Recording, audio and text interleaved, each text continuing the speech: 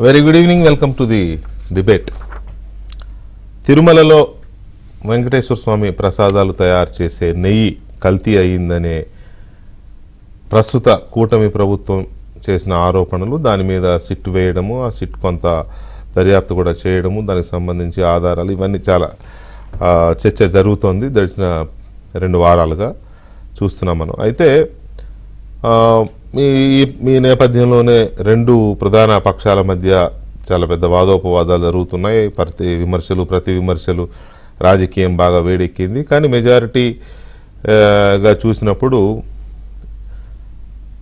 వెంకటేశ్వర స్వామి లడ్డు కల్తీ అయింది, నెయ్యి కల్తీ అయింది, పైగా అందులో యానిమల్ ఫ్యాట్ కలిసింది, పశువుల కొవ్వు, వీటితో కలిపి చేశారు అనే దీన్ని భక్తులు జీర్ణించుకోలేకపోయినమాట వాస్తవం. దీంతో గత ప్రభుత్వం కావచ్చు, గత ప్రభుత్వ హయాంలో చైర్మన్గా చేసిన వాళ్ళు కావచ్చు, ఈ మొత్తం వ్యవహారంతో వైసీపీ అసలే అంతంత మాత్రంగా మిణుకుంటుకుంటుంది. దాని ప్రభ ఇంకా మసకబారిపోయింది.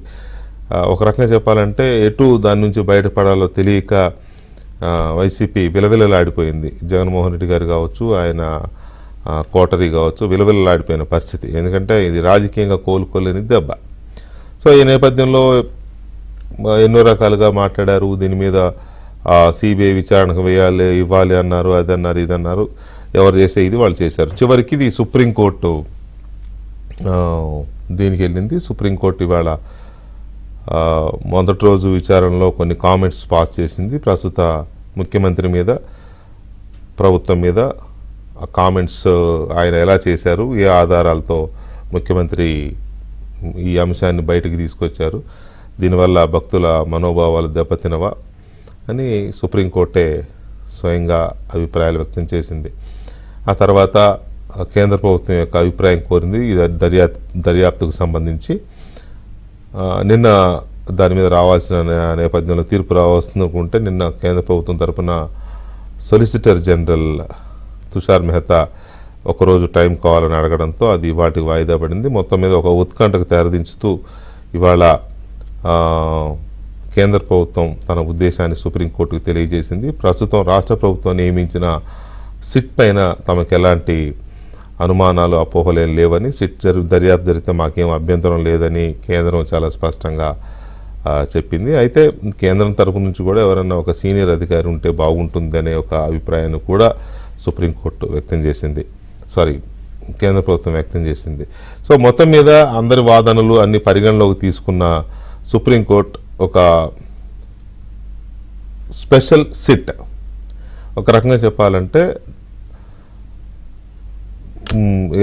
స్వతంత్ర దర్యాప్తు బృందం, ఇది రాష్ట్రం పరిధిలో కాకుండా కేంద్రం పరిధిలో కాకుండా మ్యూచువల్గా ఉండే ఒక స్పెషల్ సిట్ని ఫామ్ చేస్తూ సిబిఐ నుంచి 2 అధికారులు, ప్రస్తుతం రాష్ట్ర ప్రభుత్వం నియమించిన సిట్లో ఉన్న వాళ్ళు 4 పాటు ఫుడ్ సేఫ్టీ అథారిటీ ఆఫ్ ఇండియాకి సంబంధించి ఒకరు ఉండేలాగా ఒక సిట్ని ఏర్పాటు చేస్తున్నట్టు ప్రకటించింది. దానికి ఎలాంటి టైం బౌండ్ ఇదేం పెట్టలేదు, కానీ దర్యాప్తు చేసి ఆ నివేదికను కేంద్రానికి సమర్పించాలని కోర్టు సూచించింది. అయితే ఇక్కడ దీంట్లో ప్రత్యేకత ఏంటి అంటే ఈ సిట్లో అటు సిబిఐ వాళ్ళు ఉంటారు, ఇటు రాష్ట్ర పోలీసులు కూడా ఉంటారు. సరే, ఫుడ్ సేఫ్టీ వాళ్ళు ఉండేది ఎందుకంటే ఆ నమూనాలు తీసుకెళ్లడము, వాటిని పరిశీలించడానికి వాళ్ళు ఎక్స్పీరియన్స్డ్ కాబట్టి బహుశా సిబిఐలో ఉండే వింగ్లో కానీ లేకపోతే వీళ్ళలో కానీ అలాంటి ప్రత్యేకతలున్న ఎక్స్పర్ట్స్ ఉండరు కాబట్టి వాళ్ళు కూడా ఉంటే ఇంకొంచెం అక్యురసీ ఉంటుంది దర్యాప్తుగా అనుకున్నారేమో. ఎనీవే, సో అయితే ఇలాంటి మిక్స్డ్ జాయింట్ సిట్స్ ఇంతకుముందు ఎలా ఉండేవి ఏంటి అనేది కొంత ఆసక్తికరమైన పరిణామం.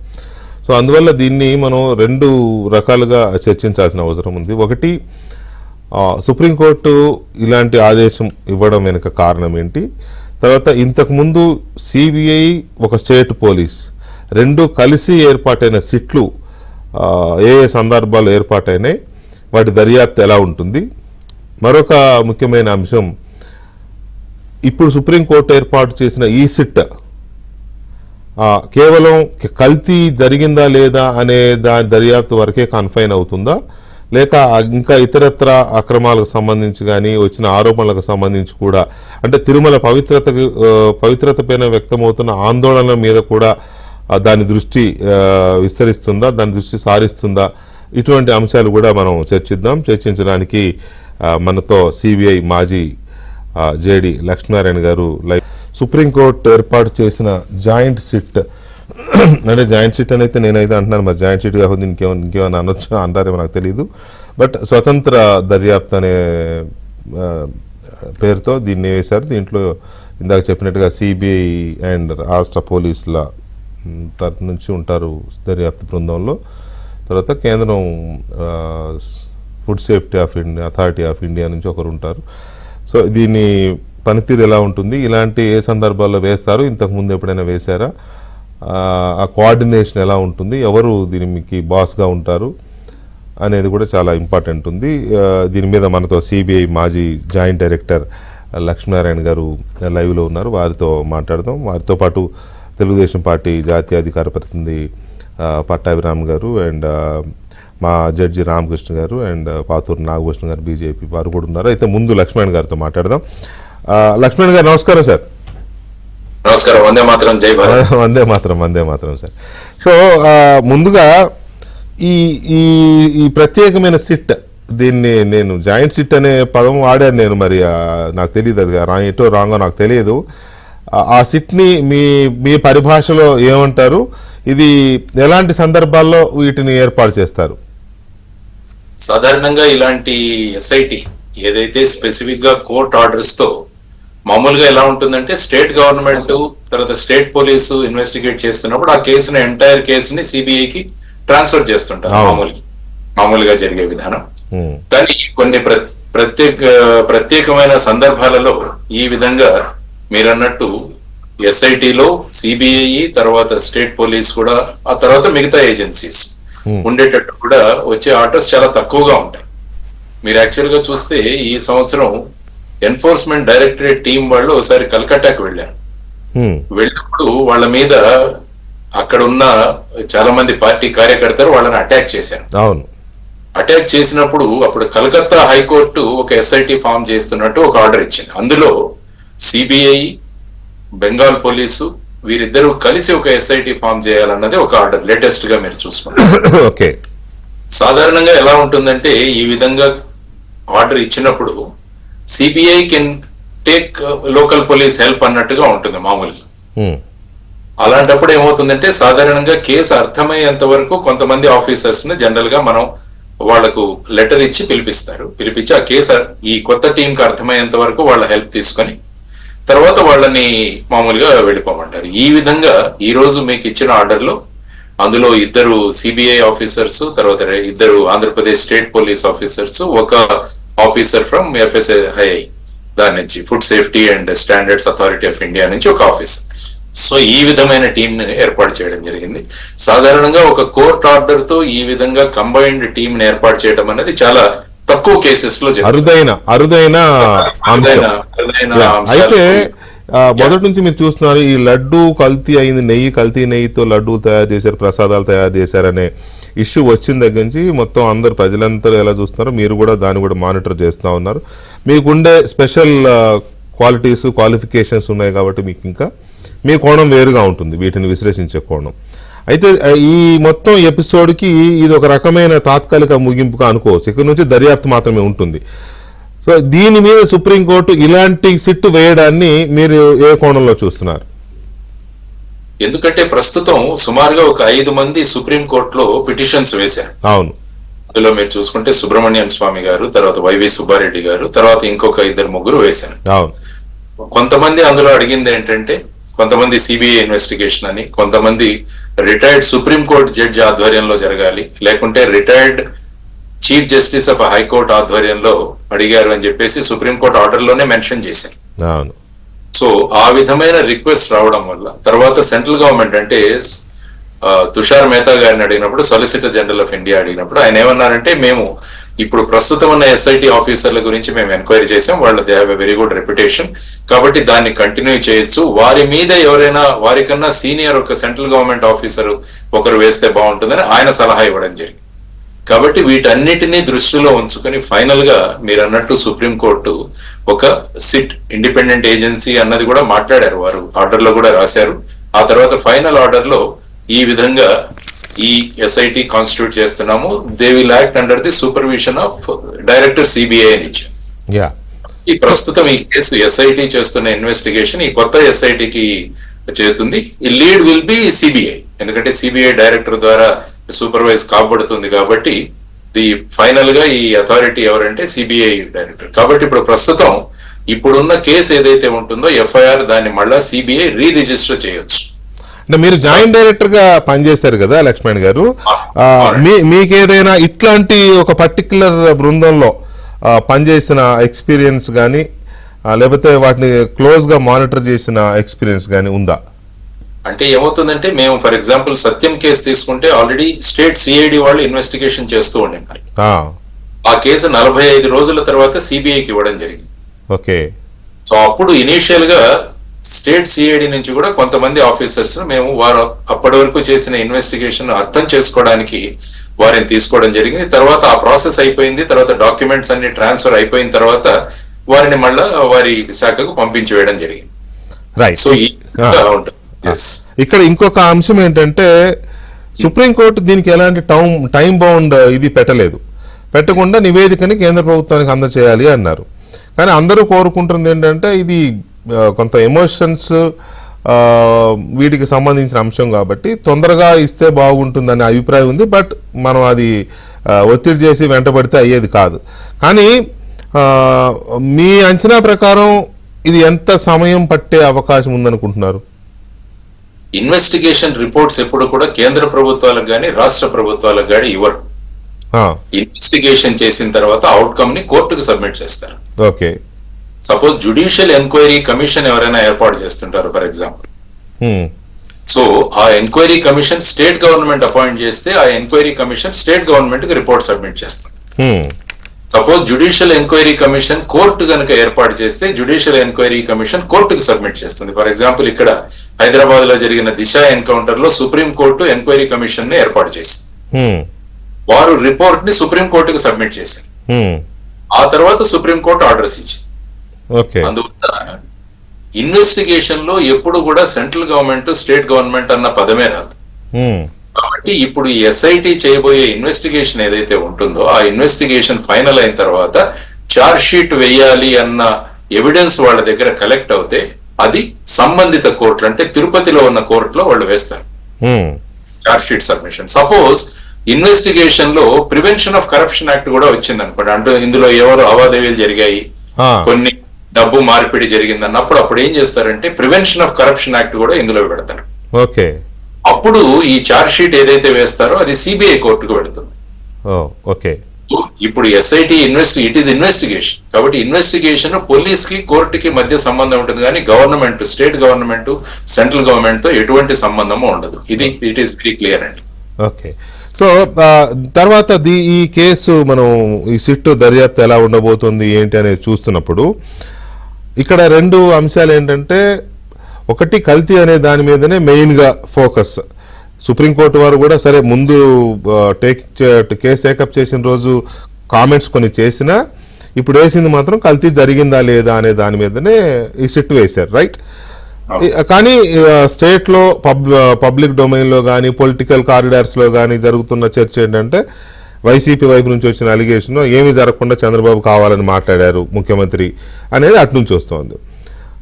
కోర్టులో కూడా ఫస్ట్ కామెంట్ చేసినప్పుడు ఏ ఆధారాలు లేకుండా ముఖ్యమంత్రి అలా మాట్లాడడం కరెక్టా అనే తరహాలో జడ్జి గారు కూడా కామెంట్ చేసిన సందర్భం చూసాం మనం. సో ఈ సిట్ కల్తీ జరిగిందా లేదా అన్నంత వరకే దర్యాప్తు ఉంటుందా, చంద్రబాబు నాయుడు గారి కామెంట్స్ కూడా దర్యాప్తు వెళ్లే అవకాశం ఉంటుందా? సాధారణంగా ఏంటంటే ఎఫ్ఐఆర్ అన్నది ఇన్వెస్టిగేషన్ కి ఒక starting point. Correct. FIR is not an encyclopedia అని సుప్రీంకోర్టే అనింది. FIR is a starting point, అంటే it initiates the investigation. Correct. ప్రస్తుతం మురళీకృష్ణ అనే ఒక మేనేజర్ అనుకుంటాను ప్రొక్యూర్మెంట్ వారి ఆధారంగా తిరుపతిలో ఒక కేసు రిజిస్టర్ అయింది. సో ఆ కేసు యొక్క ఇన్వెస్టిగేషన్ ఇప్పుడు ఎస్ఐటి చేయబోతోంది. ఆ ఇన్వెస్టిగేషన్ లో బేసిక్ గా వారు ఏఆర్ డైరీకి సంబంధించిన విషయాలు వారు కొన్ని మెన్షన్ చేశారు. అంటే టెండర్ ఎప్పుడు ఇచ్చారు, టెండర్ ఎప్పుడు ఫైనలైజ్ అయింది, వారు ఎప్పటి నుంచి ఈ ట్యాంకర్స్ తో లారీలో సప్లై చేయడం మొదలు పెట్టారు, ఆ తర్వాత 2 డేట్లలో వచ్చిన 4 ట్యాంకర్స్ లో అది క్వాలిటీ సరిగా ఉండకపోవడం వల్ల దాన్ని ఎన్డీడీబీ రిపోర్ట్ తీసుకుని వచ్చింది. కాబట్టి ఈ విధంగా టెండర్ డాక్యుమెంట్ లో స్పెసిఫై చేసిన విషయాలను వాళ్ళు ఫాలో అవ్వలేదు. ఆ విధంగా టీటీడీని వాళ్ళు మోసం చేశారు. తర్వాత వాళ్ళ మీద ఉన్న నమ్మకాన్ని ఏదైతే ఉందంటే దాన్ని వమ్ము చేశారు. ఈ విధమైన దాని వల్ల వాళ్ళ మీద చీటింగ్, తర్వాత క్రిమినల్ బ్రీచ్ ఆఫ్ ట్రస్ట్, తర్వాత అడల్టరేషన్, ఈ సెక్షన్ల కింద కేసు రిజిస్టర్ చేయబడింది. అవును. సో ఇప్పుడు ఈ సందర్భంగా ఈ ఇన్వెస్టిగేషన్ మొదలవుతుంది. సపోజ్ ఈ ఇన్వెస్టిగేషన్ చేస్తున్నప్పుడు ఇంకా కొన్ని విషయాలు వస్తే వాటన్నిటిని కూడా పరిధిలో తీసుకుంటారు. ఫర్ ఎగ్జాంపుల్, ఒక మర్డర్ కేసులో ఇనీషియల్ ఎఫ్ఐఆర్ లో 2 పేర్లు ఇస్తారు. ఆ తర్వాత ఇన్వెస్టిగేట్ చేస్తున్నప్పుడు ఇంకో 4 పేర్లు వస్తాయి. ఎఫ్ఐఆర్ లో 2 ఇచ్చారు మాత్రం వాళ్ళ మీద మాత్రమే మనం ఇన్వెస్టిగేషన్ చేయాలన్నది లేదు. ఆ తర్వాత వచ్చిన ఫ్యాక్టర్స్ ను కూడా కన్సిడరేషన్ లోకి తీసుకుని మొత్తం కేసు ఇన్వెస్టిగేషన్ జరుగుతుంది. ఓకే.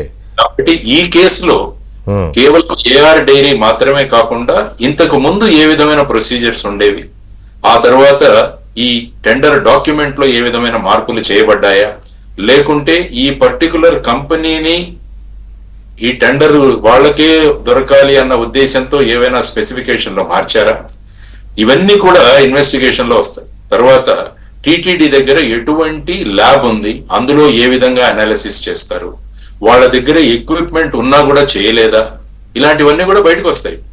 అంటే టోటల్ ఈ ఇన్వెస్టిగేషన్ లో ఎవరెవరు ఇన్వాల్వ్ అయ్యారు అన్నది కూడా బయటకు తీసుకొస్తారు. ఆ సందర్భంగా అనేక మందిని ప్రశ్నిస్తారు, అనేక మందిని వాళ్ళ దగ్గర ఉన్న ఇన్ఫర్మేషన్ ఏంటి అన్నది కూడా ప్రశ్నిస్తారు. ఫర్ ఎగ్జాంపుల్, ఇన్వెస్టిగేటింగ్ ఏజెన్సీస్కి రేపు చంద్రబాబు నాయుడు గారిని కూడా ప్రశ్నించాలంటే ప్రశ్నించవచ్చు. ఎందుకంటే ఇన్వెస్టిగేటింగ్ ఏజెన్సీస్ కి దే హావ్ వాస్ట్ పవర్స్. వీళ్ళని అడగాలి, వీళ్ళని అడగకూడదన్న రూల్ ఎక్కడా లేదు.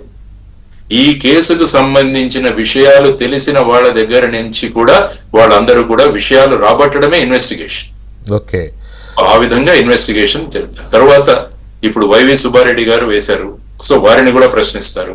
ఆ తర్వాత అప్పుడున్న టీటీడీ ఎగ్జిక్యూటివ్ ఆఫీసర్ కావచ్చు, చైర్మన్ కావచ్చు, తర్వాత మిగతా వారు కావచ్చు, అక్కడ ల్యాబ్ లో ఉన్న మ్యాన్ పవర్ కావచ్చు, తర్వాత ఏఆర్ డైరీలో పనిచేసే వాళ్ళు కావచ్చు, ఆ ట్యాంకర్ ను తీసుకొస్తున్న లారీ డ్రైవర్స్ కావచ్చు, వారికి ఎంత సమయం పట్టింది, ఇవన్నీ కూడా ఇన్వెస్టిగేషన్ లో ఒక భాగం.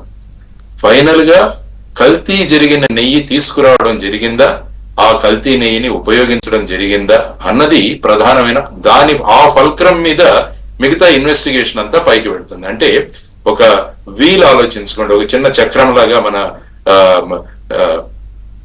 బండి చక్రం లాగా ఆలోచించండి. ఆ చక్రంలో మధ్యది అడల్టరేటెడ్ ఘీ, తర్వాత ఇది వాడబడిందా, దాని మీద ఈ ఇన్వెస్టిగేషన్ అంతా కూడా ఒక చక్రం లాగా దాని మీద ఇన్ సర్కిల్స్ ఆధారపడి ఉంటుంది అన్నమాట. కాబట్టి ఆ సర్కిల్ ఎంతవరకు వెళుతుంది అన్నది ఇన్వెస్టిగేషన్ ప్రోగ్రెస్ దాని మీద ఆధారపడుతుంది. నేను అడుగుదాం అనుకున్నది మీరే చెప్పారు. యాక్చువల్ గా ఈ కల్తీ అనే దాంతో పాటు చాలా డాక్యుమెంట్స్ బయటపడుతున్నాయి. ఒకటి, టెండర్స్ కోసం వీళ్ళు కొన్ని ప్రొవిజన్స్ మార్చారు, కొన్ని కండిషన్స్ ని కొన్ని మార్చేసి డైల్యూట్ చేశారు, దానికి ఉన్న ప్రాసెస్ ని డైల్యూట్ చేసి ఎవరు పడితే వాళ్ళు టెండర్ వేసే విధంగా మార్చారు అనేది ఒక ఆరోపణ ఉంది. దానికి సంబంధించిన డాక్యుమెంట్స్ కూడా బయటపడ్డాయి. ఇంకా తర్వాత భక్తుల వైపు నుంచి వచ్చిన పెద్ద ఆరోపణ ఏంటంటే లడ్డూలో ఉన్న ఫ్లేవర్ పోయింది, ఆ ఆరా, దానికి ఉన్న ఆరా పోయింది, అండ్ సైజ్ కూడా తగ్గిపోయింది. ఇట్లాంటి చాలా వచ్చాయి.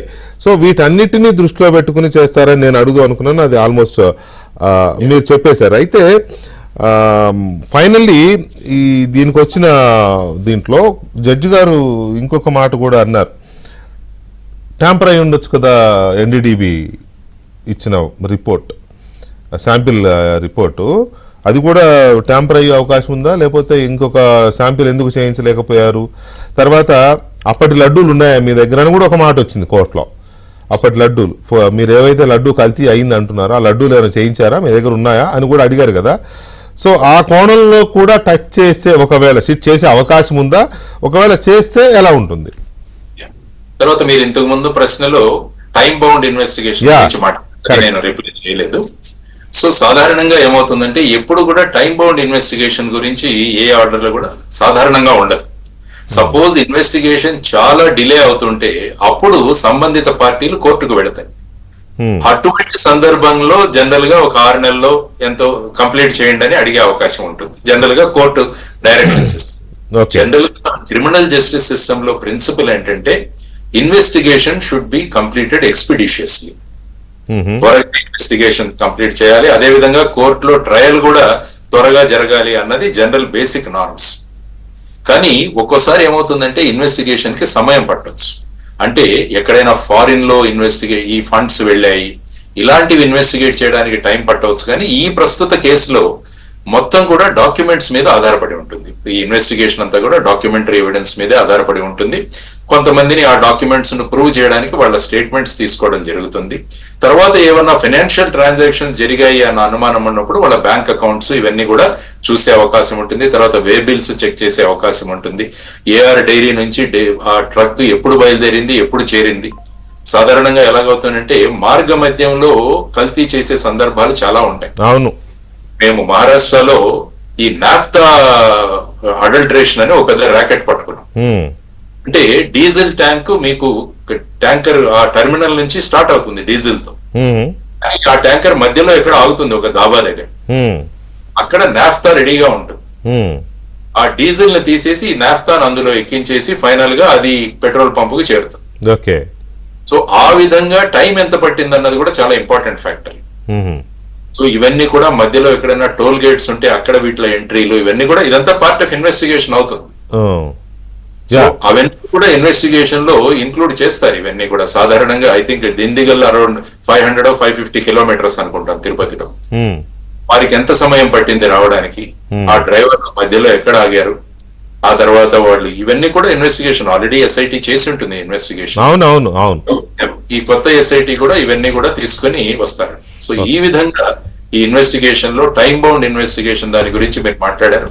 ఫాస్ట్ గా చేసేస్తే ఇన్వెస్టిగేషన్ చాలా ఎక్కువ సమయం పట్టకపోవచ్చు అన్నది నా అభిప్రాయం అండి. ఓకే. తర్వాత ఈ రిపోర్ట్ శాంపిల్ రిపోర్ట్ ఎన్డీడీబీ అనేది నేషనల్ డైరీ డెవలప్మెంట్ బోర్డ్ అనేది సెంట్రల్ గవర్నమెంట్దే. దాని మీద కూడా జడ్జి గారు మరి అది అనుమానం వ్యక్తం చేశారా ఏంటనేది తెలియదు. కానీ సెకండ్ శాంపిల్ చేయించారా అని ఒక మాట అనడం, ట్యాంపర్ చేయొచ్చు కదా అని. సో ఆ యాంగిల్లో ఎలా ఉండొచ్చు? సాధారణంగా ఎలాగుంటుందంటే ఇటువంటి హై ప్రొఫైల్ కేసెస్ అంటాం వీటన్నిటి. ఎందుకంటే తిరుపతి వెంకటేశ్వర స్వామి తర్వాత వారి లడ్డూ ప్రసాదం ఇవన్నీ కూడా జగత్ ప్రసిద్ధం. కరెక్ట్. బట్టి వాటి గురించి ఎంతో మంది భావాలు ఇన్వాల్వ్ అయ్యింది అని చెప్పి కోర్టు ఆర్డర్ లో కూడా ఉంది. సో వారు ఆ సందర్భంగా మాట్లాడుతున్నప్పుడు కోర్టు అనేక మంది లాయర్స్, అనేక మంది పెద్ద పెద్ద వారు ఇందులో రిప్రజెంట్ చేశారు. చూస్తే అటు సాలిసిటర్ జనరల్ నుంచి ఆ తర్వాత ముకుల్ రోహతగి గారు, తర్వాత కపిల్ సిబ్బల్ గారు, వీరందరూ కూడా రిప్రజెంట్ చేశారు ఈ కేసు. అటువంటి సందర్భంలో కోర్టు మామూలుగా కొన్ని ప్రశ్నలు వేస్తుంటుంది. అంటే టు ప్రైమఫేసి వాళ్ళను వాళ్ళు కన్విన్స్ చేసుకోవడానికి ఈ అలా ఉండాలి అని. కానీ మీరు యాక్చువల్ గా ఆర్డర్ చూస్తే అవన్నీ కూడా ఎక్కడ ఉండవు. బేసిక్ గా ఆర్డర్ లో ఇవన్నీ రావు. కానీ కోర్టులు చేసిన అబ్జర్వేషన్స్ ఏవైతే ఉన్నాయో ఇవన్నీ కూడా ఇన్వెస్టిగేషన్ ఆఫీసర్ కి ఉపయోగపడతాయి రేపు. రైట్. ఎందుకంటే బేసిక్ గా రేపు ఛార్జ్ షీట్ వేసిన తర్వాత ఈ ప్రశ్నలన్నీ రేపు కోర్టులో కూడా ఉద్భవిస్తాయి. అవును. కాబట్టి వాటిని ఇప్పుడు నుంచి ఈ ఇన్వెస్టిగేషన్ లో ఎలా ఇంక్లూడ్ చేయాలని ఇన్వెస్టిగేషన్ టీం ఆలోచిస్తున్నారు. ఓకే. ఇవన్నీ గైడింగ్ పాయింట్స్ అని చేసి ఇవన్నీ ఇన్వెస్టిగేషన్ లో ఇంక్లూడ్ చేయడానికి ఉపయోగించుకొస్తారు.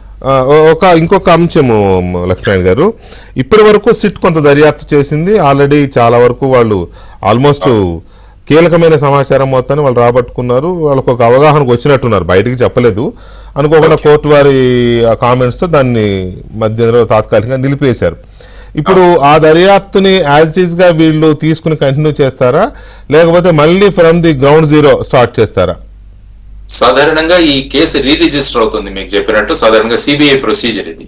ఒక ఎఫ్ఐఆర్ ఆల్రెడీ రిజిస్టర్ అయినా కూడా సిబిఐ రీ రిజిస్టర్ చేస్తుంది సిబిఐ మాన్యువల్ ప్రకారం.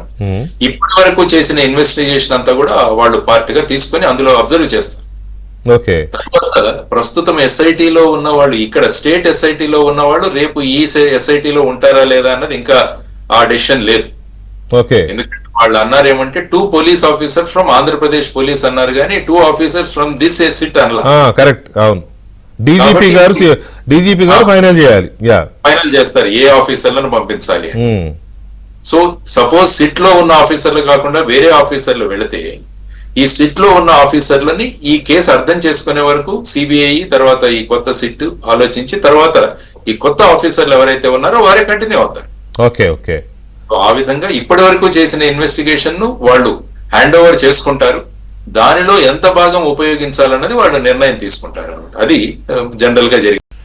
ఇవాళ సుప్రీంకోర్టు ఇచ్చిన ఆర్డర్ తీర్పు, దీని మీద ఒక స్పెషల్ సిట్ను ఫామ్ చేస్తూ ఆ సిట్ ద్వారా ఈ దర్యాప్తు జరుగుతుందని చెప్పి సుప్రీంకోర్టు ఇచ్చిన గైడ్ లైన్స్ మేరకు ఆ సిట్ ఏర్పాటు అవ్వాల్సి ఉంది. బహుశా రేపట్లోగానే దాని పూర్తి మార్గదర్శకాలు కూడా వస్తాయని అందరూ ఎక్స్పెక్ట్ చేస్తున్నారు.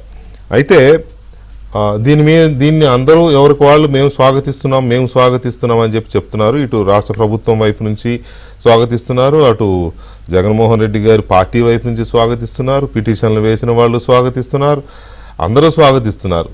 అందరూ స్వాగతిస్తుంటే మరి ఎవరికి వ్యతిరేకంగా వచ్చినట్టు?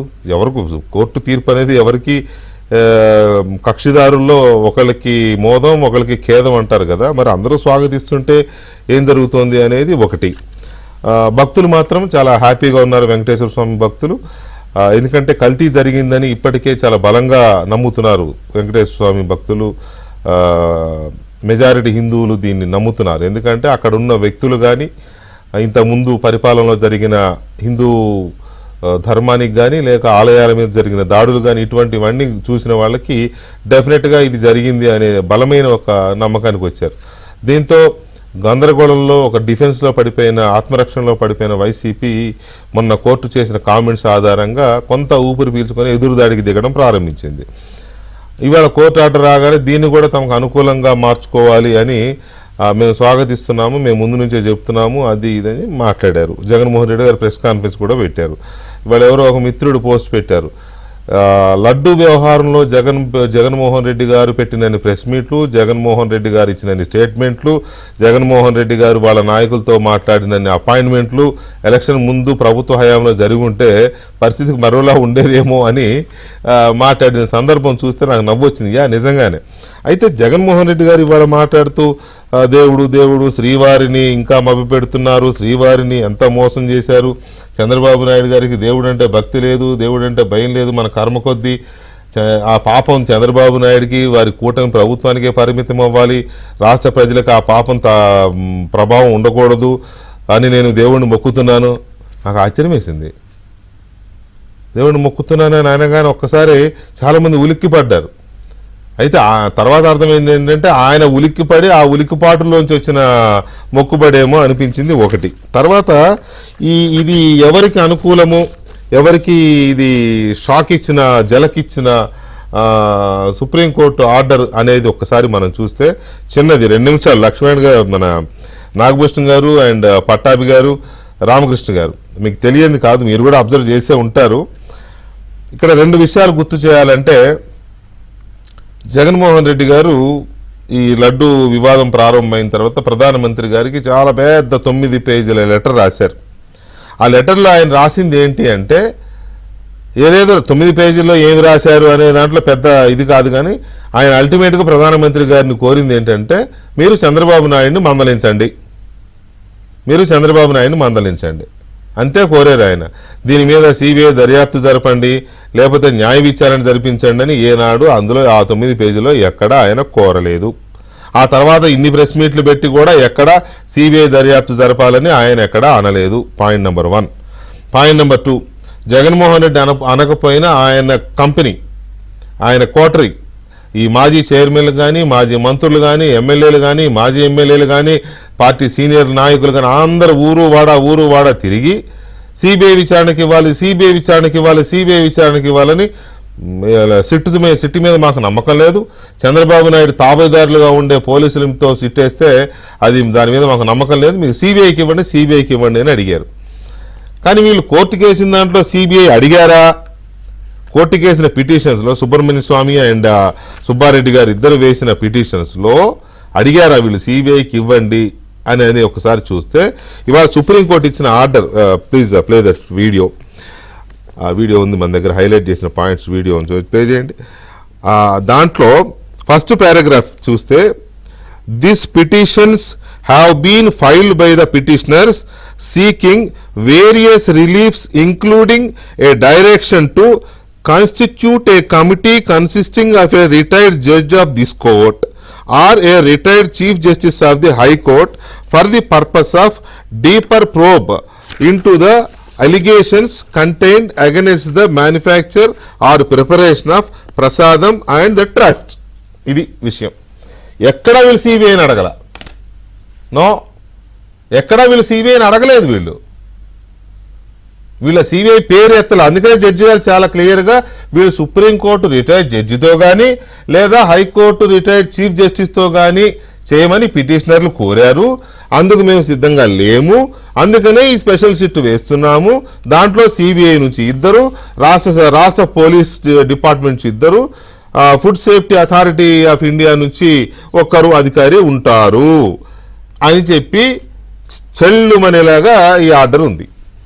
అంటే వీళ్ళు ఏదో చేసాం మాకు అనుకూలంగా వచ్చిందని చెప్పుకునే ప్రయత్నం తప్ప ఇది పూర్తిగా వైసీపీ నాయకులకి, జగన్మోహన్ రెడ్డి గారి ఆశలకి, మాజీ చైర్మన్ ఆశలకి పూర్తిగా వ్యతిరేకమైన తీర్పు ఇది. అందుకే నేను అన్నాను, కోర్టులో తీర్పు ఎప్పుడు కూడా ఒకరికి మోదం ఒకరికి ఖేదం ఉంటుంది, ఇద్దరికి ఆనందం కలిగించే తీర్పు ఎప్పుడూ ఉండదు అని. అందుకే అందరూ స్వాగతిస్తున్నారు భయంతో స్వాగతిస్తున్నారు అంతే తప్ప వైసీపీకి ఏమి దీని మీద ప్రేమ లేదు. వాళ్ళకి షాకింగ్, ఒక ఉలికిపాటులో ఉన్నారు. ఏం జరిగిందిరా బాబు అనే ఒక తలలు పట్టుకుని కూర్చునే పరిస్థితి. ఎందుకు అంటే దానికి కూడా ఇంకో ఆధారం చూపిస్తా. వైసీపీ నాయకులు ఇంతకుముందు ఏం మాట్లాడేవారు సిబిఐ గురించి, వివేకానంద రెడ్డి గారి హత్య కేసు గురించి కానీ, జగన్మోహన్ రెడ్డి గారి కేసుల గురించి కానీ, వీటి గురించి సిబిఐ గురించి ఏం మాట్లాడేవారు అది కూడా ఒకసారి వినేసి మనం స్ట్రైట్గా డిబేట్లోకి వెళ్దాం. బయటలో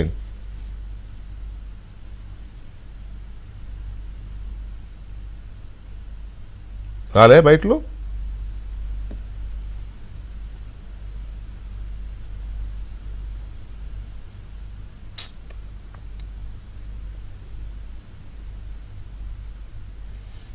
వస్తాయి, ఆ బైట్స్ వస్తాయి. రాగానే అవి కూడా ప్లే చేసి వీళ్ళు ఇంతమంది సిబిఐ గురించి ఏం మాట్లాడారు అనేది కూడా నేను ఇది చేస్తాను. రైట్, పట్టాభి గారు అండ్ నాగభూషణ్ గారు, జడ్జి రామకృష్ణ గారు మనతో చర్చలో పాల్గొంటున్నారు. ముందుగా నాగభూషణ్ గారు నమస్కారం.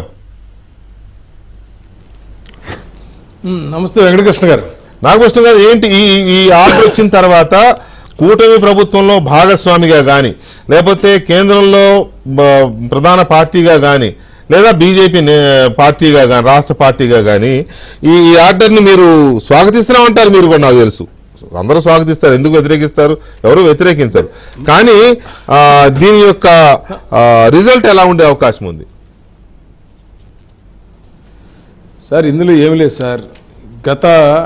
ఇందాక నాకు ఆ ప్రెస్ మీట్ చూస్తే నవ్వు వస్తుంది జగన్మోహన్ రెడ్డికి. ఎందుకంటే 5 సంవత్సరాల ప్రెస్ మీట్లు మర్చిపోయాడు. మనం ఏ సబ్జెక్టు గురించి మనం ప్రెస్ మీట్ పెట్టామా, ఎవరి గురించి మాట్లాడుతున్నాం అనేది ఆయన పూర్తిగా మర్చిపోయి లడ్డు గురించి కాకుండా మిగతాదంతా మాట్లాడాడు ఆయన. ఈ 100 రోజుల్లో ఫెయిల్ అయిపోయింది గవర్నమెంట్, వ్యతిరేకత వచ్చేసింది, మీరందరూ సైనికుల్లా విభ్రంజించండి, మిమ్మల్ని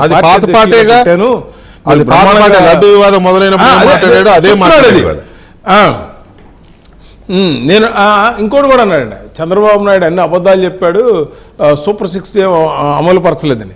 నేను అడుగుతున్నా, ఈయనకి బెంగళూరులో ఉండి ఆంధ్రప్రదేశ్లో పేపర్లు చదవడం మానేసినట్టున్నాడు. ఆ సాక్షి ఒకటే చదువుతాడు, అందులో మిగతా జ్యోతి కానీ ఈనాడు కానీ ఏవి నీ చూడ కాబట్టి తెలియదు ఏం జరుగుతుంది అనేది.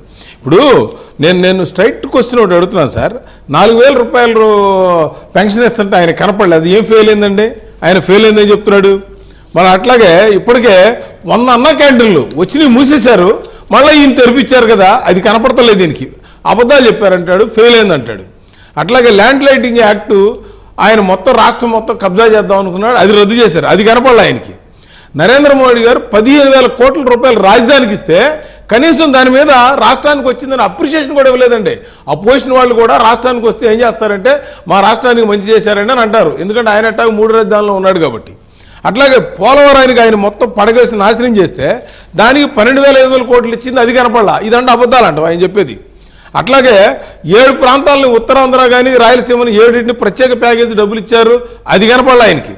అంటే రైల్వే జోన్కి 5 సంవత్సరాలు శంకుస్థాపన చేయకుండా ల్యాండ్ ఇవ్వకుండా పెడితే 52 ఎకరాలు ఇస్తే దానికి రెడీగా మన రామ్మోహన్ నాయుడు గారు రెడీ చేశారు. అది జగన్ రెడ్డికి టీవీ ద్వారా నేను చెప్తున్నాను, వైసీపీ నాయకులు మీరు తెలుసుకోండి ఇప్పటికైనా ఏ విధంగా మిమ్మల్ని మభ్యపెడుతున్నాడు. పంచాయతీలకు 12,000 కోట్ల రూపాయలు మీరు తీసుకుంటే 5 సంవత్సరాల్లో వాటిని దరిదాపుగా 1,452 కోట్లు పవన్ కళ్యాణ్ గారు మళ్ళీ రీఎంబర్స్ చేశారు. అది మర్చిపోయారు. ఇది ధాన్యం బకాయిలు 1,674 కోట్ల రూపాయలు రాగానే విడుదల చేశారు రైతులకి. ఇది కనపడతలేదు ఆయనకి. అంటే ఏం ఫెయిల్ అయిందండి ఆయన మాట్లాడతాం. ఆరోగ్యశ్రీకి 1,600 కోట్లు పెండింగ్ పెట్టి వెళ్తే 700 కోట్లు డబ్బులు పే చేశారు. అదేవిధంగా అదంతా మనం కాదు ఆయన దగ్గర ఉన్న ఒక్కొక్క వాటన్నిటికీ కాదు మీరు లడ్డు సుప్రీంకోర్టు ఆర్డర్ వీటి నేపథ్యంలో ఇవ్వాల్సిన అవసరం లేదు నాకు తెలిసి. ఆయనకి ఎంత చేసినా కనపడదు. కాదు సార్, వాళ్ళ పరిస్థితి ఎలా ఉందంటే సార్, ఆయన మీరు ఫెయిల్ అయిందనే దానికి తప్పితే లడ్డు గురించి తక్కువ మొక్కలైన 2 లైన్లో మాట్లాడాడు. ఇప్పుడు మీరు అబ్జర్వ్ చేయండి, నేను ఒక పాయింట్ చెప్తాను. ఇప్పుడు ఆ ఎంపీని రఘురామరాజును కొట్టారు అంటే ఇక్కడ నందిగం సురేష్ని కూడా అరెస్ట్ చేసి కొట్టలేదనా? అదే ఫెయిలా? నేను అడుగుతున్నా. సుధాకర్ లాంటి దళితును చంపేశారు, అలాంటివి జరగలేదని ఫెయిలా? అంటే ఇవాళ రాష్ట్రంలో మీరు కనుక ఒకసారి కనుక చూస్తే ప్రజలు విసికి వేసారిపోయారు. వాళ్ళు చెప్పే పరిస్థితులు నమ్మేలేదు. ఇవాళ ఈ కేసులో నేను ఒకటే చెప్తాను సార్, చక్కగా సుప్రీంకోర్టు మంచి జడ్జిమెంట్ ఇచ్చింది. ఎందుకంటే ఒక సిబిఐ ఆఫీసర్లు కానీ మన స్టేట్లో ఉన్న ఆఫీసర్లు కానీ ఎఫ్ఎస్సిసిఐ వాళ్ళని కానీ వాళ్ళని కూడా వేయటం ఇది ఒక ఫుల్ స్టాప్ అనమాట. ఇంకా ఫ్యూచర్లో అక్కడ నాటు లడ్డు కాదు, ఇంకా నేను మొన్న కూడా చెప్తా ఉన్నాను మీతో కలిసినప్పుడు హైదరాబాద్లో CFTRS central food and technology research institute నుంచి కూడా పెట్టుకొని మిగతా ఆహార అన్నదానానికి సంబంధించి కూడా టెస్ట్ చేసుకొని చంద్రబాబు గారు ఒక మంచి కార్యక్రమానికి నాంది చేశారు. ఇది ఎందుకంటే ఇక ఏ దేవాలయమైనా ఇదిగో ఈ పారామీటర్స్లో ఉండాలి, ఈ నైవేద్యం పెడితే ఎలా ఉండాలి, ఇదిగో ఈ విధంగా వెళ్తే టెంపుల్కి వెళ్తే డిక్లరేషన్ ఇవ్వాలి, ఇవన్నీ కూడా ఒక ప్లాన్ ప్రకారం చేయడానికి ఇది ఒక బేసిక్ కార్యక్రమం అనమాట. ఎందుకంటే రేపు వాళ్ళు ఒక రిపోర్ట్ ఇస్తారు, దాన్ని బట్టి మనం చేయొచ్చు. ఇందాక మన అదేంటి మన లక్ష్మణ్ గారు చెప్తున్నారు, ఆ ఏఆర్ఆళ్ళు అనేవాళ్ళు ఇందాక ఆ సుబ్బారెడ్డి గారు చెప్తున్నారు, అసలు నేను ఉన్నప్పుడు సప్లై చేయలేదు, ఇప్పుడు అలా మార్చిలో వచ్చింది అది. ఆ ధర్మారెడ్డి గారు కరుణాకర్ రెడ్డి ఉన్నారు. అసలు మీరు 5 సంవత్సరాల్లో లడ్డు పరిస్థితి సైజ్ ఎంత తగ్గింది, వాసన ఎట్ట వచ్చింది, నిలవ లేకుండా ఎలా పోయింది, అది గోడకు కొడితే క్రికెట్ బాల్ లాగా వెనక్కి వస్తుంటే అవన్నీ మనం అవన్నీ మర్చిపోయారు వీళ్ళందరూ. ఇవాళ మీరు ఒకటే గుర్తుపెట్టుకోవాలి, మనం ఇవాళ ఈ లడ్డనే కాదు సార్, ఇవాళ మనం ఇవాళతో ఇవాళ మర్చిపోవచ్చు, కానీ 100 దేవాలయాలు పడగొట్టినట్టు వ్యక్తి అతనికి భయం లేదా దేవుడు అంటే చంద్రబాబుకి, లేకపోతే కూటమి నాయకులు ఫెయిల్ అయ్యారు, ఇలా మాట్లాడుతూ దీనికి దానికి సంబంధం లేకుండా ఏదేదో మాట్లాడితే మనం ప్రజలకు చెప్పకపోతే సార్ అంటే ఆ ప్రెస్ మీట్ చూసేవాళ్ళు వేరే వాళ్ళు ఉంటారు, దట్ ఈస్ డిఫరెంట్. నేను ఒకటే మనవి చేస్తున్నా, ఈ 4 నెలల్లో ఈ రాష్ట్రంలో ఒక సిస్టమ్ అనేది మొదలైంది. ఆ సిస్టమ్ని అది భగవంతుడు ఒక లడ్డు ఏదైతే జరుగుతుందో ఈ 5 సంవత్సరాలు చేసింది. అందుకే కృష్ణానది వర్షం రాష్ట్రంలో స్వతంత్రం వచ్చిన తర్వాత కూడా రాష్ట్రం మొత్తం ఇంత భయంకరమైన ప్రక్షాళన చేసింది కృష్ణమ్మదేవి. ఆ వరుణదేవుడు ఈ రాష్ట్రంలో ఉన్నటువంటి గత 5 సంవత్సరాల పరిపాలనకి చక్కగా చెరువులు కాలువలు అన్ని డ్యాములు నిండి బ్రహ్మాండంగా ఉన్నాయి. అందుకని ఈ 5 సంవత్సరాలు వీళ్ళు చేసిన దానికి మీరు రైట్ డెఫినెట్ గా మంచి రిపోర్ట్ ఇస్తారు వాళ్ళు, సిబిఐ వాళ్ళు. వీళ్ళు ఉంటుందని నేను భావిస్తాను. వీళ్ళు ఎక్కడా కూడా వీళ్ళు పైకి ఇక్కడ మాత్రం ఊరు తిరిగి వాడవాడ తిరిగి సిబిఐకి ఇవ్వాలన్నారు. జగన్ మాత్రం ఇక్కడ అడగలేదు. ఒకటి, వీళ్ళు సిబిఐకి ఇక్కడ ఇవ్వండి ఇక్కడ అడిగారే తప్ప కోర్టు కేసిన పిటిషన్లో సిబిఐకి ఇవ్వాలని అడగలేదు. రెండోది, ఎందుకంటే ఇవాళ సుప్రీంకోర్టు ఇచ్చిన ఆర్డర్ ఇందాక చదివి వినిపించాను పట్టాభి గారు.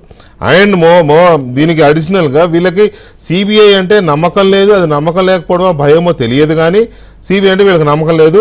ఒకసారి ఈ నాయకుల అభిప్రాయం సిబిఐ అంటే ఎలా ఉంటుందో అది కూడా ఒకసారి వినిపిస్తాను, కైండ్లీ వాచ్. చంద్రబాబు నాయుడు గారు అంతకు ముందు తయారు చేసినటువంటి నోట్సే సిబిఐ వారు కూడా ఫైల్ చేసేటటువంటి పరిస్థితి ఏర్పడుతుందంటే మొత్తం చంద్రబాబు నాయుడు గారు ఈ కథ అంతా నడిపిస్తున్నట్టుగా మనందరికీ అర్థమవుతా ఉన్నది. వాళ్ళు సిబిఐ దగ్గరైనా కింది స్థాయిలో ఏ స్థాయిలో మేనేజ్ చేయగలిగిన సత్తా ఉన్న వాళ్ళు టీడీపీ వాళ్ళు అందులో భాగంగా చేసి వాళ్ళతో చెప్పించుండొచ్చు. ఆన్సర్ ఇవ్వాల్సిన సిబిఐ ఏ శక్తులు పనిచేశాయి, ఏ స్థాయిలో ఇన్ఫ్లుయెన్స్ చేయగలిగాయి, మరి ఆ ఇన్ఫ్లుయెన్స్ ఎందుకు వాళ్ళు లోన్ అయినారు, ఇవన్నీ కూడా అక్కడి నుంచి రావాలి. సిబిఐ ఎంక్వైరీ దొరుకుతుందని చెబుతున్నారు. సిబిఐ అంటే సెంట్రల్ బ్యూరో ఆఫ్ ఇన్వెస్టిగేషన్, అంతేనా? అది సిబిఐ ఎంక్వైరీనా? సిబిఐ నాలుగేళ్ల నుంచి గుడ్డుకూరలు పొడుతూ ఉంటున్నారా? ఎవడ ఫోన్ ఎక్కడ ఉంది గూగుల్లో చూసి? సిబిఐ కేవలం ఆరోపణలు చేస్తుంది తప్ప ఒక్కదానికి కూడా సాక్ష్యం అనేది లేదు. చెప్పుడు మాటలు విని సిబిఐ ఈ రోజు ఈ విధంగా చేయటం అనేది కరెక్ట్ కాదు. వాంటెడ్ గా టార్గెట్ చేసి మానసికంగా కృంగదీయాలన్న ప్రయత్నంతో ఏ విధంగా ఆ విచారణని, అంటే పచ్చ ఛానళ్లు ఏవైతే చెప్తున్నాయో అదే విధంగా సిబిఐ కూడా విచారణ జరపడాన్ని చూస్తేనే మనకు అర్థమవుతుంది. మేము కూడా చెప్తున్నాం, చంద్రబాబు నాయుడు ఏం చెప్తే సిబిఐ అది టైప్ చేస్తుందని చెప్తున్నాం. మేము కూడా నేనేం తేడా చెప్పట్లా. చంద్రబాబు నాయుడు ఏం చెప్తే సిబిఐ అది టైప్ చేస్తుంది. చంద్రబాబు నాయుడు చేత ప్రేరేపించబడి చంద్రబాబు నాయుడుకి అక్కడ బలం ఉంటుంది.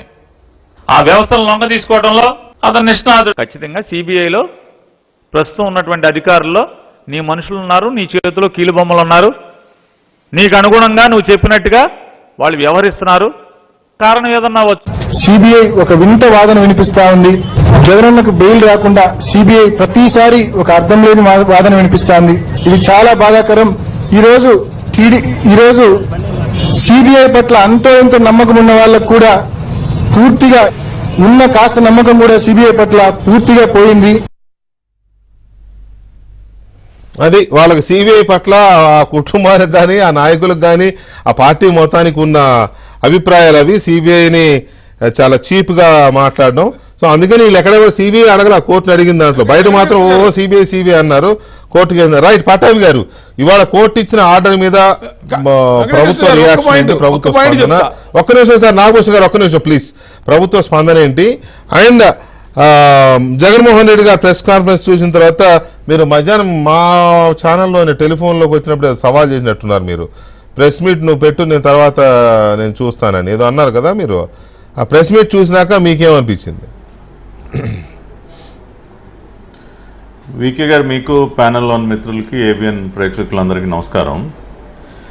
ఇవాళ తిరుమలలో బ్రహ్మోత్సవాల సందర్భంగా ముఖ్యమంత్రి చంద్రబాబు నాయుడు దంపతులు వెంకటేశ్వర స్వామి గారికి పట్టు వస్త్రాలు సమర్పిస్తున్నారు. మీరు లైవ్ లో పక్కన విజువల్స్ చూడొచ్చు. యా, ప్రొసీడ్ పట్టాభి గారు ప్లీజ్. ఇవాళ సుప్రీంకోర్టు ఇచ్చినటువంటి తీర్పు, ఆ తర్వాత జగన్మోహన్ రెడ్డి అన్న మాటలు రెండు కూడా మనము చూసాము, ప్రజలందరూ కూడా చూశారు ఎంతో ఆసక్తిగా. సరే, తీర్పులో ఒక ముఖ్యమైనటువంటి అంశాన్ని మీరు చదివి వినిపించి స్క్రీన్ మీద కూడా ప్రదర్శించి, అసలు వీళ్ళు సిబిఐ ఎంక్వైరీని కోరలేదు అన్న విషయాన్ని కుండబద్దలు కొట్టినట్టు చెప్పినందుకు ముందు మీకు ధన్యవాదాలు. ఎందుకంటే వీళ్ళకి సిబిఐ అంటేనే ప్యాంట్లు దరుపుకుంటూ ఉంటారు ఈ బ్యాచ్ అంతా కూడా. సో రెండోది, ఇదే జడ్జిమెంట్లు ఇంకొక మాట కూడా ఉందండి court. At the outset we clarify that we have not gone into the allegations and counter allegations made in either of the petitions or the stand of the respondents అని చాలా స్పష్టంగా తీర్పులో ఉంది. అంటే దాని అర్థం ఏంటండి, మేము కేసు పూర్వపరాల్లోకి, కేసు సంబంధించి పిటిషనర్ దారుడు ప్రస్తావించినటువంటి అంశాలకు సంబంధించి కానీ మేము ఎక్కడా కూడా లోతుగా అధ్యయనం చెయ్యలేదు, మేము దానిపైన ఏ కామెంటు చెయ్యట్లేదు అని చాలా స్పష్టంగా తీర్పులో ఉంటే, ఈ పాపాత్ముడు జగన్ రెడ్డి ఇందాక ప్రెస్ మీట్లో ఆ కోర్టు అదనేసింది, కోర్టు ఇదనేసింది, అసలు కోర్టు ఈ రకంగా తీర్పిచ్చేసింది, అసలు చీవాట్లు పెట్టింది, మొట్టికాయలేసింది. What nonsense is this sir? అంటే అంత పిచ్చోళ్ళ జనం? అంటే ఈ తీర్పులు చదువుకోవటం రాదా? చదివి అర్థం చేసుకోవటం రాదా? క్లియర్గా we have not gone into the allegations and counter allegations made in either of the petitions అని చెప్తూ we clarify that we will not permit the court to be used as a political battle ground. మీరు కోర్టుని మీ రాజకీయాల కోసం వాడుకుంటే కూడా ఒప్పుకోమని కూడా చెప్పింది చాలా స్పష్టంగా. ఇంత స్పష్టంగా తీర్పులో ఉంటే ఈ పాపి జగన్ రెడ్డి మీడియా ముందుకు వచ్చి కోర్టును వాడుకుంటాడండి? రాజకీయంగా అలా అనేసింది, ఇలా అనేసింది, ఇది చెప్పేసింది, అది చెప్పేసింది అని చెప్పి. కాబట్టి ఇది కూడా ప్రజలందరూ కూడా చూసి అర్థం చేసుకోవాలి. ఎక్కడా కూడా తీర్పులో ఈ కేసు లోతుపాట్లోకి మేము వెళ్ళలేదు. కేవలం ఎంక్వైరీకి సంబంధించి ఏదైతే ఉందో దానికి సంబంధించే మేము ఇవాళ డైరెక్షన్ ఇస్తున్నామని చెప్పారు. చెప్తూ దీనిలో వాళ్ళు ఏమన్నారు, the SIT constituted by state government ఈ సబ్స్టిట్యూటెడ్ విత్ అని చెప్తూ 2 officers from Andhra Pradesh police, 2 officers from CBI, 1 from FSSAI. ఎక్కడా కూడా ఇప్పుడు ఉన్నటువంటి సిట్ యొక్క రూపాన్ని మార్చారు. ఇప్పుడు దానికి మేమేమి ఇబ్బంది పడాల్సింది లేదే. ఇప్పుడు ఇద్దరు సిబిఐ ఆఫీసర్లు, ఒక FSSAI ఆఫీసరు వచ్చి సిట్లో జాయిన్ అయితే ఇంకా అదనపు బలం సార్, ఇంకా స్ట్రెంగ్త్ పెరిగింది, కానీ సిట్ ఏం వీకెన్ అవ్వలేదు కదా. మీలాగా మీ బాబాయ్ మర్డర్ కేసులో నువ్వు గనక సిట్ని డీజీ స్థాయి, అడిషనల్ డీజీ స్థాయి అధికారి నుంచి డిఎస్పీ స్థాయికి పడేసిన చరిత్ర నీది. ఏమా జగన్ రెడ్డి, ఏం చేశావా నువ్వు? మీ బాబాయ్ హత్య కేసులో మేము వేసినటువంటి సిట్ అడిషనల్ డీజీ స్థాయి, నువ్వు ముఖ్యమంత్రి కాగానే దాన్ని ఒక ఎస్పీ స్థాయికి, డిఎస్పీ స్థాయికి పడేసావు నువ్వు. ఆ చరిత్ర నీది. ఇక్కడ వాళ్ళు ఇంకా సిట్ బలోపేతం అయ్యా, మాకు సంతోషం. రెండో పక్కన వీకే గారు ఇవాళ ప్రెస్ మీట్లో మీరు అందరూ కూడా చూశారు కదా, మేము పార్టీ తరఫున ఒక ట్వీట్ పెట్టామండి అఫీషియల్గా. ఏమని, తిరుమల లడ్డూలో జంతువుల కొవ్వు కలిపిన కల్తీ వ్యవహారంపై సుప్రీం సీరియస్ కావడంతో జగన్ రెడ్డి, బావ ధర్మారెడ్డి, బాబాయ్ సుబ్బారెడ్డి, మామ కరుణాకర్ రెడ్డిలు అడ్డంగా బుక్ అయ్యారు. దీనిలో తప్పేమన్నా ఉందా? అంటే మాకు ధర్మారెడ్డి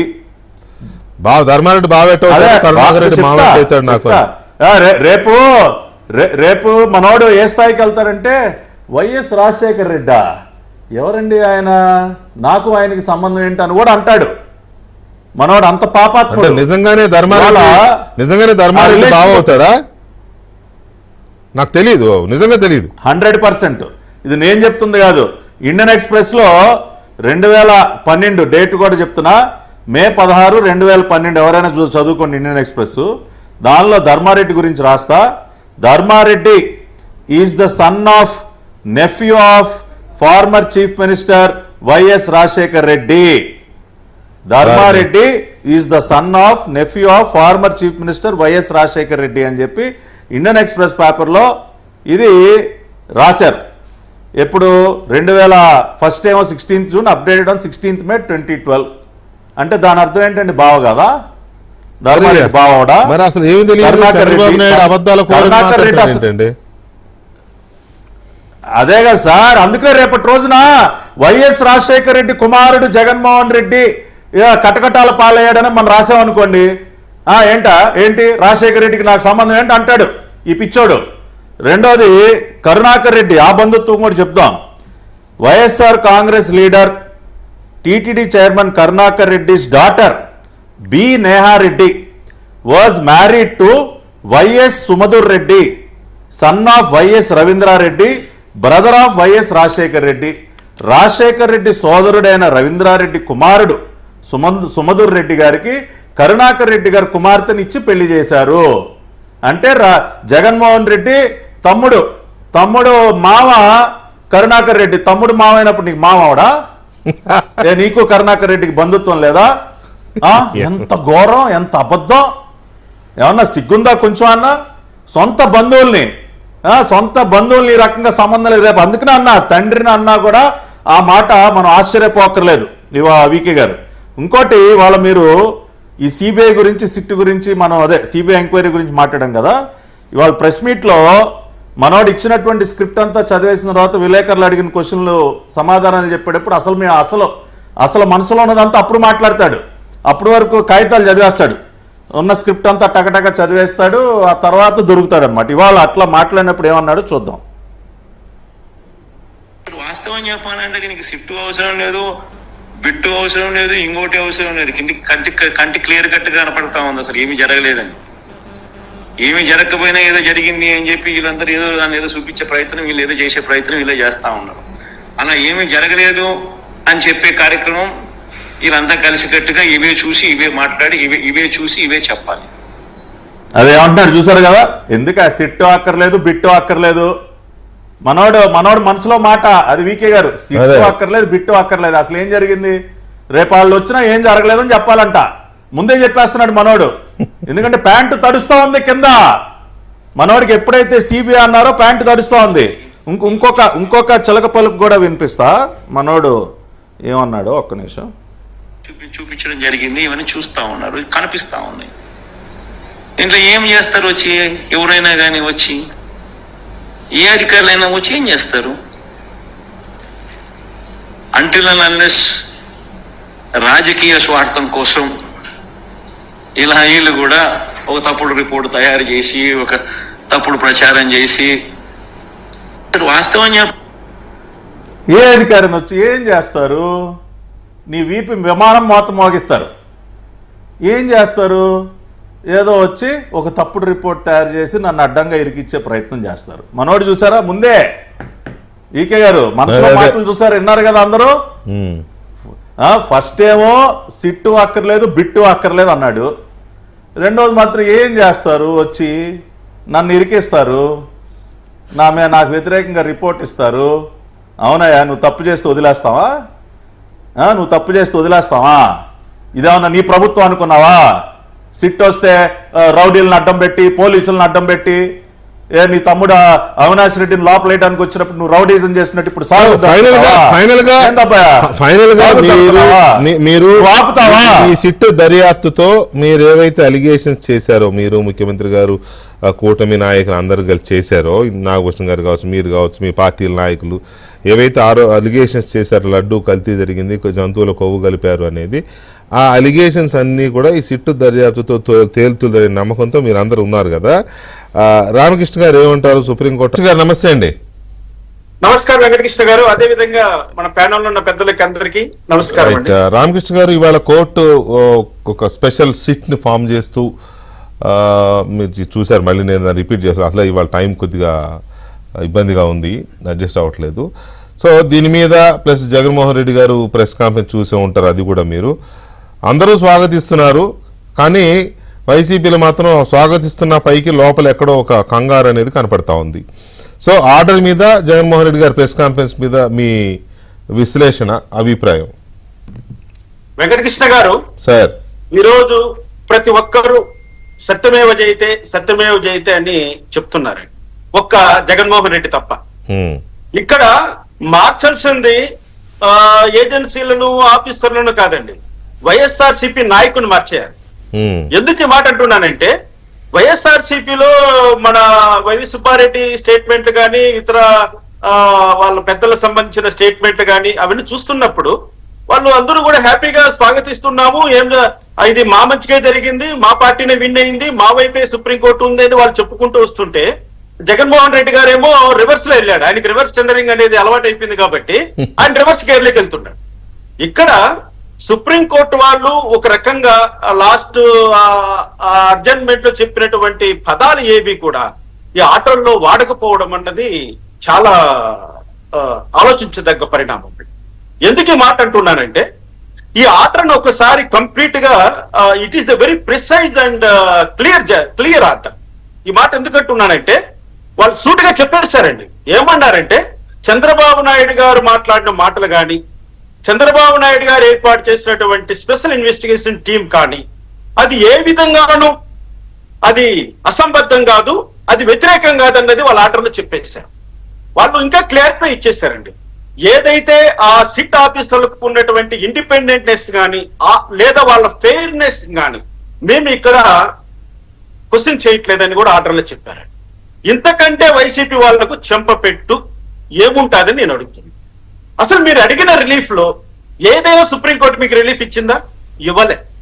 సుప్రీంకోర్టు ఏం చెప్పిందంటే, కోట్లాది మంది స్వామి భక్తుల యొక్క మనోభావాలు దెబ్బ తినకుండా వాళ్ళ మనోభావాలను పరిరక్షించడం కోసమే మేము ఈ సిట్ని ఏర్పాటు చేశామని క్లారిటీగా చెప్పేశారండి. అంటే ఇక్కడ అందుకే వాళ్ళు ఇది రాజకీయంగా కోర్టును మీరు వాడుకోకూడదు ఫీల్డ్ గాని అనడంలో కూడా వాళ్ళ ఉద్దేశం ఏంటంటే, వీళ్ళ పిటిషనర్స్ ఉన్నటువంటి రాజకీయ దురుద్దేశాలకు ఈ యొక్క కోర్టు అన్నది వేదిక కాకూడదు అన్నది కూడా అందులో క్లారిటీగా చెప్పేశారు. ఇక్కడ ఇంకా జరగవలసినటువంటి ప్రక్రియ కొంచెం క్లిష్టతరంగా ఉంటుంది వెంకటకృష్ణ గారు. నేను ఎందుకు ఈ మాట అంటున్నానంటే, పూర్వకాలంలో అంటే పూర్వపరంలో ఇటువంటి సిచ్యువేషన్ ఒకటి అరైజ్ అయిందండి. ఆ రోజుల్లో నాన్ కాంగ్రెస్ గవర్నమెంట్ సెంట్రల్ లో ఉన్నప్పుడు రాజీవ్ గాంధీ గారి యొక్క అసోసినేషన్ జరిగింది. నేను అప్పుడు చాలా చిన్నపిల్లవాడిని, కానీ నేను అదైతే కేసును అయితే అంతా ఫాలో అయ్యాను. ఆ టైంలో తమిళనాడు గవర్నమెంట్ ఏర్పాటు చేసిన సిట్ ఇన్వెస్టిగేషన్, తర్వాత సుప్రీంకోర్టు అప్పుడు సిబిఐ చీఫ్ కార్తికేయన్ సిబిఐ ద్వారా ఇన్వాల్వ్ అయినటువంటి సిబిఐ ఆఫీసర్లు ఈ ఇద్దరు కలిపి ఫైల్ చేసేటువంటి ఛార్జ్ షీట్ వ్యవహారం చాలా గందరగోళం సృష్టించిందండి ఆ రోజు ఆ కేసుల్లో విచారణ జరిగేది. మరి ఈ కేసు యొక్క పర్యవసానం కూడా ఇప్పుడు ఎవరి మీద ఎవరు రైడింగ్ కాబోతుంది. సిబిఐ ఆఫీసర్లందరూ కూడా సిబిఐ డైరెక్టర్ జనరల్ కంట్రోల్లో ఉంటారు. స్టేట్ గవర్నమెంట్ పోలీస్ ఆఫీసర్లందరూ కూడా స్టేట్ పోలీస్ బాస్ కంట్రోల్లో ఉంటారు. మరి స్టేట్ పోలీస్ బాస్ కంట్రోల్లో ఉన్నటువంటి పోలీస్ ఆఫీసర్లని స్టేట్ బాస్ నుంచి తీసి సిబిఐ కంట్రోల్లోకి స్టేట్ గవర్నమెంట్ పంపిస్తుందా? పంపిస్తే అది లీగల్ గా ఎంత శాంటిటీ ఉంటుంది? ఇక్కడ మరో క్వశ్చన్. ఇక్కడ ఇన్వెస్టిగేషన్ అన్నది కోర్టు క్లారిటీ ఇచ్చింది. The representatives of the central bureau of investigation అంటారు. రిప్రజెంటేటివ్స్ ఏంటండి? రిప్రజెంటేటివ్స్ అంటే ఎవరు? నీకు ఆఫీసర్ అన్నవాడు అథెంటికేటెడ్, రిప్రజెంటేటివ్స్ అన్నవాడు అథెంటికేటెడా? ఆ వర్డ్ ఎందుకు ఉపయోగించారో నాకేం అర్థం కావట్లేదు.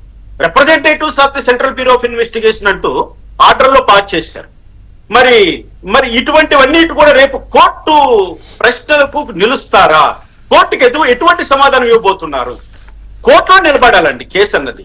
కేసులు పెట్టడము, అరెస్టులు చేయడము, ఏదో బెయిల్ మీద వచ్చేయడము, ఈ విధంగా 11 సంవత్సరాలు బయట తిరుక్కోవడం కాదండి ప్రజలకు కావాల్సింది వెంకటకృష్ణ గారు. కోర్టు తీర్పు కావాలి. వీళ్ళు చేసిన తప్పుకు శిక్ష కావాలి. ఆ శిక్షలు వేసే విధంగా సిబిఐ గాని స్టేట్ పోలీస్ గాని ఏ కేసులైనా ఇన్వెస్టిగేట్ చేయగలగరా? ఎందుకు చేయలేకపోతున్నారన్నది ఇక్కడ పెద్ద సమస్య.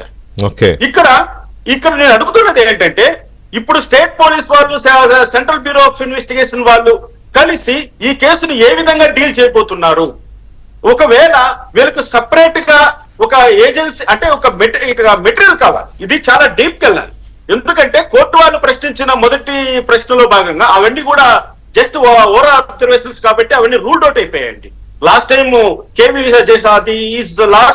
కేవీ విశ్వనాథన్ గారు పాయింట్ అవుట్ చేసిన లేవండి. అన్ని కూడా అవన్నీ ఎక్కడ రిఫ్లెక్షన్ కాలేదండి. పైగా కోర్టు ఆర్డర్లు ఏమనంటే లాస్ట్ అడ్జర్న్మెంట్ లో మేము రిక్వెస్ట్ చేసినట్లుగా తుషార్ మెహతా గారు ఏం చెప్తారనే దాని గురించి ఇక్కడ రాశారే. మనం ఆ రోజే చెప్పాం, ఈ కామెంట్ చూసి అనవసరమైన సంకలు గుద్దుకునే కార్యక్రమాలు వద్దు, ఇది చివరికి రివర్స్ అవుద్దని ఆ రోజే చెప్పాం. బట్ వాళ్ళ మీడియా గాని వాళ్ళు గాని అసలు అయిపోయింది ఇంకా మాట్లాడారు. ఇవాళ చూస్తే డొల్లానే తేలిపోయింది కదా వీళ్ళు చేసిన. వాళ్ళు ప్రజల్లోకి తీసుకెళ్లినటువంటి అది దురభిప్రాయాన్ని ఎలా మనము మళ్ళీ ప్రజలకు తెలియజేయాలండి? ఈ విధంగా ఉంటుందని నేను అంటున్నది ఏంటంటే, ఆ రోజు అబ్జర్వేషన్స్ వల్ల సహజంగానే మేము చాలా భయపడ్డామండి. వాస్తవానికి చంద్రబాబు నాయుడు గారు ఏదో అనేసారన్నట్లుగా వాళ్ళు ప్రజలకి చెప్పేశారు. ఏంటంటే అంత తొందరపడవలసినటువంటి అవసరం ఏముంది ఒక కాన్స్టిట్యూషనల్ అథారిటీ పైన అని అనుకున్నాం ఆ రోజు. కానీ ఇక్కడ ఈ రోజు ఈ విధమైనటువంటి ఆర్డర్ ఇవ్వడం కూడా ఒక స్వాగతించబడ్డ పరిణామమే. కానీ ఇది నేను అంటున్నది ఏంటంటే, దీని యొక్క రిజల్ట్ ని అడుగుతున్నా. స్వామివారి మనోభావాలు, స్వామివారికి ఇచ్చినటువంటి ప్రసాదాల్లో ఏదో జరిగిందన్నది ప్రజలకు తెలిసిపోయింది. ఆ తెలిసినటువంటి వాస్తవాన్ని ఏ విధంగా ఇప్పుడు ఈ యొక్క ఇన్వెస్టిగేషన్ ఏజెన్సీలు చూడాలి. ముందు ఇన్వెస్టిగేషన్ ఎలా సాగుతుంది ఏంటనే మనం చూద్దాం. ఒక్క నిమిషం రామకృష్ణ గారు. నాగభూషణ గారు, మీరు ఇందాకేదో చెప్తుంటే నేను ఆపాను. జస్ట్ ఒక 1 minute లో కంక్లూడ్ చేస్తారా ప్లీజ్? చేయలేదు సార్, ఆయన సిబిఐ గురించి అట్లా మాట్లాడుతున్నాడు కదా జగన్ రెడ్డి. వాళ్ళలాగా వివేకానంద రెడ్డి కేసు అప్పుడేమో ఎలక్షన్ ముందేమో 2019లో కేసు వేసాడు, తర్వాత విత్డ్రా చేసుకున్నాడు. తర్వాత సిబిఐ మీద నమ్మకం ఉందని చెప్పి మాట్లాడిన వ్యక్తి మధ్యలో ఆ తర్వాత నమ్మకం లేదు. అది ఇప్పుడు 10 సార్లు మాట మర్చుంటాడు. నేను ఇప్పుడు వైసీపీ వాళ్ళు జగన్ రెడ్డికి ఛాలెంజ్ చేస్తున్నాను సార్. 300-1900 రూపాయలకి వీళ్ళు 1,00,000 లీటర్లు కొందామని టెండర్లు పిలిచి వీళ్ళు చేస్తున్నారు కదా. నేను కొంటాను CFTRA నామ్స్ ప్రకారం ఏదైతే ఇస్తే వాళ్ళు ఎవరైనా సప్లై చేస్తారు కొనండి, ప్రజలందరికీ సప్లై చేస్తాం మేము. ఎందుకంటే నూనె బదులు నెయ్యి వాడుకుంటారు. వాళ్ళకి అసలు కనీసం ఆలోచన ఉండాలి కదండి మాట్లాడేటప్పుడు. ఇప్పటికీ ఇంకా దాన్ని ఆర్గ్యుమెంట్ చేస్తున్నారంటే ప్రజల్లో తప్పు జరిగిన తర్వాత ఒక్క మాట క్షమించండి అయిపోయింది. ఏదో రకంగా ప్రజల్లో జరిగిన డ్యామేజ్ కంట్రోల్ చేసుకోవడానికి ఏదో పిడివాదన. రైట్, పటాభి గారు ప్లీజ్ కంక్లూడ్ సార్. వికే గారు, ఇందాక లక్ష్మీనారాయణ గారు సిబిఐ మాజీ జాయింట్ డైరెక్టర్ ఆయన మాట్లాడుతూ ఒక కీలకమైన అంశాన్ని ప్రస్తావించారు. అదేంటంటే ఈ ఏఆర్ డైరీ నుంచి బయలుదేరినటువంటి వెహికల్స్ 500 కిలోమీటర్ల దూరాన్ని అసలు వీళ్ళు ఎంత టైంలో వెళ్ళారు, ఎక్కడెక్కడ ఆగారు, ఇవన్నీ కూడా ఇన్వెస్టిగేట్ చేయాలి. నేను మహారాష్ట్రలో పనిచేస్తున్నప్పుడు డీజిల్లో నాఫ్తా కలిపి వాటిని అడల్టరేట్ చేసి పెట్రోల్ బంకుల దగ్గర తీసుకెళ్లేవాళ్ళు. కాబట్టి ఆ వెహికల్, ఆ ట్యాంకర్ మూవ్మెంట్ అనేది చాలా అవసరం అన్నారు. చాలా ఇంపార్టెంట్ పాయింట్. అదే నిన్న నా ప్రెస్ మీట్లో నేను ప్రస్తావించి నేను చెప్పడం జరిగింది. ఇది ఏఆర్ డైరీకి సంబంధించినటువంటి బిల్ అండి, ట్యాక్స్. వాళ్ళు 8 ట్యాంకర్లు పంపించారు. ప్రతి ట్యాంకర్ యొక్క ట్యాక్స్ ఇన్వాయిస్. ఉదాహరణకి ఏపీ 26 TC 4779 ట్యాంకరు జూన్ 4వ తేదీన బయలుదేరినట్టు బిల్ అండి. ఇది జూన్ 4వ తేదీన బయలుదేరింది ట్యాంకరు. అది తిరుమలకి ఎప్పుడు రీచ్ అయిందంటే 12 జూన్ అండి. ఇది ఒక stamp, Tirumala security stamp. 12 June. స్టోర్కి వెళ్ళింది 14 జూన్. అంటే 8 రోజులు, 500 కిలోమీటర్ల ప్రయాణానికి 8 రోజులు ఆ ట్యాంకర్ కి దేనికి పట్టింది సార్? ఇందాక లక్ష్మీనారాయణ గారు చెప్పినట్టు ఖచ్చితంగా వీళ్ళు అసలు ఏఆర్ డైరీలో నెయ్యి ఉత్పత్తి చేయకుండా బయట 2-3 చోట్ల ఈ యానిమల్ ఫ్యాట్స్ కలిపినటువంటి కల్తీ నెయ్యిని నింపుకొని వచ్చారు. లేదంటే ఒక రోజు 1.5 డేలో పూర్తి చేయాల్సినటువంటి జర్నీ 8 రోజులు దేనికి పట్టిందండి ట్యాంకర్లకి? 10 రోజులు, ఒక ట్యాంకర్ 8 రోజులు. మీలాంటి వాళ్ళ ఫైండింగ్స్ కానీ లేకపోతే ఈ పాపం అంతా కూడా పడుతుంది. మీలాంటి వాళ్ళ ఫైండింగ్స్ కానీ, మీ పార్టీ నాయకులు ఇతర అధికారులు చేస్తున్న ఫైండింగ్స్ కానీ ఈ ముందు ఇన్వెస్టిగేషన్ కి చాలా ఉపయోగపడతాయి. అయితే ఇన్వెస్టిగేషన్ ఎలా ముందుకెళ్తుందో, ఇంకా కొత్త వాస్తవాలు ఏమేమి